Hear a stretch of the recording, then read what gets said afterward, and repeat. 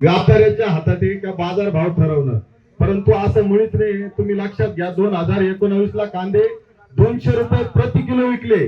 जसे यावर्षी द्राक्षाला म्हणजे उत्पादन कमी होतं आणि द्राक्षाचे बाजार भाव यावर्षी चांगले होते, परंतु बरंच 20% माल आला, त्याच्यामुळे तो बाजार भाव टिकले.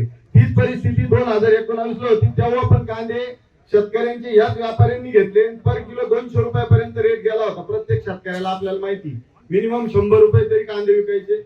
परंतु शासनाचं जे चुकीचं धोरण आहे सातत्याने, निर्यात बंदी असेल, सर्वात मोठा आपला निर्यात होणारा देश होता बांगलादेश. 40% निर्यात ही एक त्या बांगलादेशला व्हायची, परंतु गेल्या 2 वर्षापासून एक कांदा निर्यात होत नाही. आपण बघत असाल, स्मॉल जो क्वालिटी गोल्टी गोल्टा जो म्हणतो, तो सर्वाधिक निर्यात होणारा देश होता बांगलादेश. जसा गल्फ कंट्रीत मोठा कांदा निर्यात होतो आणि जो मीडियम कांदा आहे श्रीलंका असेल, मलेशिया असेल, व्हिएतनाम असेल, या देशात जातो, तसा गोल्टी गोल्टा हा कांदा बांगलादेशला जायचा. परंतु ज्या दिवसापासून बांगलादेशची निर्यात बंद झाली त्या दिवसापासून गोल्टी गोल्टाचा रेट आपण बघत असाल का अतिशय शुल्क, म्हणजे 100 रुपये, 200 रुपये, 500 रुपये असा रेट आहे. अक्षरशः त्याला गिराईकच नाही अशी परिस्थिती. तर हे जे शासनाचं धोरण आहे हे अतिशय चुकीचं आहे. सातत्याने ज्या वेळेस बाजार भाव वाढतात त्यावेळेस निर्यात बंदी असेल. 2023 ला बघा तुम्ही, ज्या वेळेस पूर्ण वर्ल्ड मध्ये कांद्याचं शॉर्टेज होतं आणि आपल्याकडे 45 रुपये कांदा विकत होता आपल्या बाजार समितीत, त्या दिवशी 7 डिसेंबर 2023 रोजी शासनाने निर्यात बंदी लावली आणि जो 45 रुपयांनी व्यापाऱ्यांनी खरेदी केलेला कांदा अक्षरशः सगळ्या पोर्ट असेल, त्यानंतर आपल्या बॉर्डर असेल, बांगलादेश असेल, इतर नेपाळ असेल, या बॉर्डरवर व्यापाऱ्यांचा शेकडो कोटी रुपयाचा माल हा म्हणजे मातीमोल झाला आणि सडून गेला. तरी शासनाने तो कांदा निर्यात होऊन दिला नाही. शेतकऱ्यांकडून 45 रुपये किलोनी खरेदी केलेला कांदा व्यापाऱ्यांचा सडून गेला आणि त्याचं फक्त प्रमुख कारण आहे शासनाचं चुकीचं धोरण. त्या वर्षी म्हणजे पूर्ण वर्षभर बाजार भाव होते आणि त्याचा सर्वाधिक फायदा झाला आपल्या विरोधी देशाला. कोणला? तर आपलं पाकिस्तान, त्यानंतर चायना, इजिप्त आणि अशा देशांना त्याचा फायदा झाला आणि 1 वर्ष त्या देशातील कांदा जास्तीत जास्त निर्यात झाला. मिनिमम 50 रुपये प्रति किलोचा दर 1 वर्षभर होता, परंतु 1 वर्षभर आपल्याकडे निर्यात बंदी होती बघा 2023 ते 2024. आता सध्याच्या परिस्थितीला आपण बघत असाल तर 2-3 महिन्यापासून युद्धजन्य परिस्थिती असल्यामुळं आपली निर्यात जवळजवळ 30 ते 40% घटली आणि त्यातली त्यात आखाती देशांमध्ये 65 ते 70% घटली. कारण की त्या देशांमध्ये अतिशय 70% निर्यात घटली, त्यामुळे पण बाजार भावावर त्याचा फार मोठा परिणाम होतोय.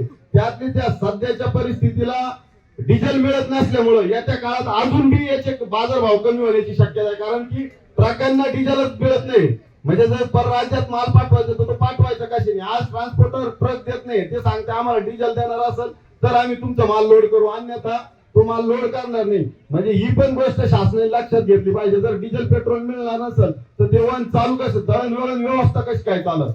तर हे पण एक प्रमुख कारण आहे. जर शासन सातत्याने जर असेच धोरण राबवणार असेल तर सर्वच शेतीमाल जो आहे तो कवडी माल बाजार भावाने विकणार. आदरणीय दादांनी हा प्रश्न हाताशी घेतला म्हणून सर्व शेतकरी बांधवाच्या वतीने सगळ्यात पहिल्यांदा दादाचा मनापासून या ठिकाणी आभार व्यक्त करतो. दादा गेल्या अनेक वर्षांपासून सातत्याने हा कांदा उत्पादक प्रचंड आर्थिक अडचणीमध्ये सापडलेला आहे. एकही वर्ष नाही की त्याचा उत्पादन खर्च या ठिकाणी निघेल अशी परिस्थिती निर्माण झाली नाही. अनेक वक्त्यांनी या ठिकाणी परिस्थिती सांगितलेली आहे. शेतकऱ्यांच्या मागण्या काय आहे हेच खऱ्या अर्थाने समजून घेतलं जात नाही. शेतकऱ्यांची एकच मागणी आहे की आमच्या शेतीमालाला हमीभाव या ठिकाणी मिळाला पाहिजे, उत्पादन खर्चावर आधारित भाव या ठिकाणी मिळाला पाहिजे, ही खऱ्या अर्थाने शेतकऱ्यांची मागणी आहे. परंतु तो विषय कुठेतरी डायव्हर्ट केला जातो आणि वेगवेगळ्या घोषणा या ठिकाणी केल्या जातात. कुठेतरी नाफेडच्या माध्यमातून कांदा खरेदी केला जाईल असं जाहीर केलं जातं. मुळात कोणत्या शेतकऱ्यांनी मागणी केली की आमचा कांदा 1200 रुपयांनी खरेदी करा, असा देशातला एक तरी शेतकरी दाखवा की त्यांनी अशी मागणी केलेली आहे. आणि म्हणून या अशा तुटूक मागण्या आमच्या नाही. नाहीच आहे. आमची एकच मागणी आहे की आमच्या शेतीमालाला हमीभाव मिळाला पाहिजे. दादा, असा एकही व्यवसाय नाहीये की जिथे स्वतःचा शेतीमालाचा बाजारभाव हा गिऱ्हाईक ठरवतो. हा एकमेव शेती धंदा आहे की ज्याचा बाजारभाव हा गिऱ्हाईक जर ठरवणार असेल तर आयुष्यात कधीच हा शेतकरी ऊर्जित अवस्थेत येणार नाहीये. आणि म्हणून मला तुम्हाला या ठिकाणी विनंती करायची दादा की आता शेतकऱ्यांची बाजू घेणारा कोणी दिसत नाहीये. आदरणीय पवार साहेब होते त्यावेळेस बाजार समिती असेल, शेतकरी असेल, कामगार असेल, कोणाचाही प्रश्न निर्माण झाले असेल तर वेळोवेळी साहेबांनी त्या ठिकाणी बोलून घेतलेले. स्वर्गीय दादा होते, दादा सुद्धा त्यावेळेस वेळोवेळी कांद्याच्या संदर्भात काय असेल तर आम्ही हक्काने त्या ठिकाणी जाऊन बोलायचो. आता सर्व शेतकरी असेल, कामगार असेल, व्यापारी असेल, दादा तुमच्याकडे मोठ्या अपेक्षेने या ठिकाणी बघत आहे की निश्चित या कांद्याच्या संदर्भामध्ये तुम्ही काहीतरी ठोस भूमिका घ्याल. दादा, 5 कोटी रुपये खर्च करून निवडून आलेल्या आमदारची किंमत 6 महिन्यात जर 50 कोटी होणार असेल तर काबाड कष्टाने कमावलेल्या कांद्याची किंमत 2,000 रुपये की 3,000 रुपये मिळवण्याची मागणी जर शेतकऱ्यांनी केली तर त्याच्यात चुकीचं काय आहे हे आम्हाला या ठिकाणी या माध्यमातून सांगायचंय. आणि म्हणून आम्हाला सांगायचंय केवळ रामराज्य, शिवराज्य अशा घोषणा केल्या जातात, परंतु त्या राज्यामध्ये कधी शेतकऱ्याची आत्महत्या होत नाही. खऱ्या अर्थाने ते सुराज्य असतं आणि ते स्वराज्य या ठिकाणी झालं पाहिजे की ज्या ठिकाणी शेतकरी आनंदित असला पाहिजे, शेतकऱ्याला त्या ठिकाणी हमीभाव या ठिकाणी मिळाला पाहिजे. एवढीच विनंती दादा तुम्हाला या आंदोलनाच्या माध्यमातून करतो. बोलण्यासारखं बरंच काही आहे, परंतु दादांनी सांगितलेले की हा एकाच दिवशी संपवण्याचा मुद्दा नाही. सातत्याने या केंद्र शासनाच्या आपल्या दरवाज्यावर आवाज द्यावा लागणार आहे. वेळोवेळी आवाज दिला तरच खऱ्या अर्थाने या ठिकाणी आंदोलनाचं रूपांतराचं काहीतरी आपल्याला फायदाच पडेल. म्हणून तरुण शेतकऱ्याला सुद्धा माझी विनंती आहे, आपण मोबाईलवर आज, सोशल मीडियावर आज वेगवेगळ्या पोस्ट टाकण्यापेक्षा सातत्याने आपल्या शेतीचे प्रश्न असतील, आपले बाजारभावाचे प्रश्न असतील, ते सातत्याने सोशल मीडियाचा वापर करा, फेसबुकचा वापर करा, इंस्टाग्रामचा वापर करा, व्हॉट्सअपचा वापर करा, परंतु आपल्यासाठी करा, आपल्या शेतीमालासाठी करा. एवढंच या ठिकाणी आपल्याला सर्वांना विनंती करतो.